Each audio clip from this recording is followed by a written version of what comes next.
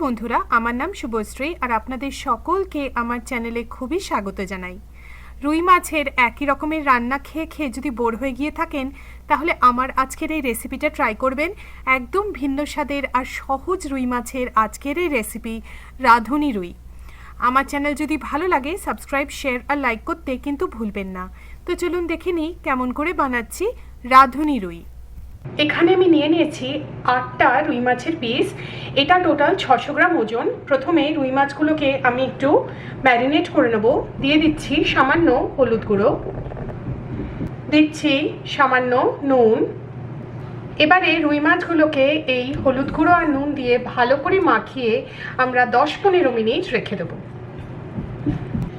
এখানে আমি half cup সর্ষের তেল ভালো করে গরম করে নিয়েছি। এই রেসিপিটা কিন্তু সর্ষের তেলেই করা হয়। এর মধ্যে এবারে ম্যারিনেট করা মাছগুলোকে দিয়ে দেবো। মাছগুলোকে এবারে ভালো করে আমরা ভেজে নেব। মাছগুলো সব ভাজা হয়ে গেছে। এবারে একটা পাত্রতে আমরা এই ভাজা মাছগুলোকে তুলে রাখবো। এবারে আমরা বানিয়ে নেব একটা রাঁধুনি বাটা। তার জন্য নিয়ে নিয়েছি একটা মিক্সি। তার মধ্যে আমি দিয়ে দিচ্ছি 2 চা চামচ রাঁধুনি। এই রাঁধুনিটাকে আমরা প্রথম ড্রাই গ্রাইন্ড করে নেব। এর মধ্যে এবারে 2টো কাঁচা লঙ্কা দিয়ে দিলাম। তারপরে সামান্য একটু জল দিয়ে আমরা একটা মিহি পেস্ট বানিয়ে নেব। যে তেলটা বাকি রয়ে গেছে তাতেই আমরা রান্নাটা করব। দিয়ে দিচ্ছি হাফ চা চামচ রাঁধুনি। তার সাথে আমি দিচ্ছি কাঁচা লঙ্কা। আমি এখানে 2টো কাঁচা লঙ্কা দিলাম। এই ফোড়নটাকে এবারে আমরা 20-30 সেকেন্ড একটু ভেজে নেব।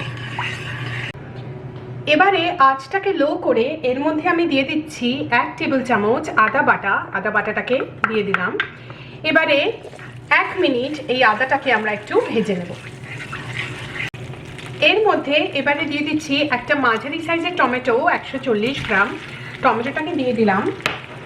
তার সাথে দেব কিছু শুকনো মশলা, হাফ চা চামচ হলুদ গুঁড়ো, দিচ্ছি 1.5 চা চামচ লঙ্কা গুঁড়ো। লঙ্কা গুঁড়োটা আপনারা আপনাদের ঝালের প্রেফারেন্স অনুযায়ী দেবেন। 1 চা চামচ ধনে গুঁড়ো। তার সাথে দিয়ে দিচ্ছি নুন স্বাদ মতো। এবারে 1-2 মিনিট আমরা এই মশলাটাকে একটু ভেজে নেব। এর মধ্যে এবারে রাঁধুনি বাটাটাকে আমরা দিয়ে দিলাম। এবারে আমরা মশলাটাকে ভালো করে কষিয়ে নেব যতক্ষণ না টমেটোগুলো সফট হচ্ছে আর মশলা থেকে তেল ছাড়ছে।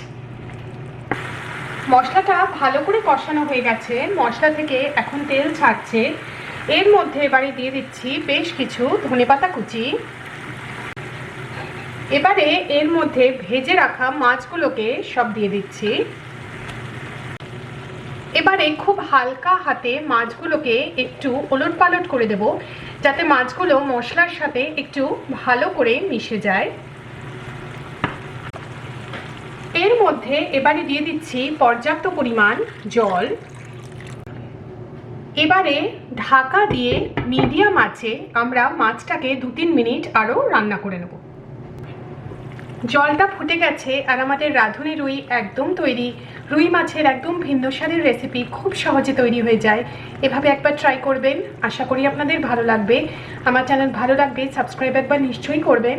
আমার চ্যানেল দেখার জন্য আপনাদের অনেক অনেক ধন্যবাদ।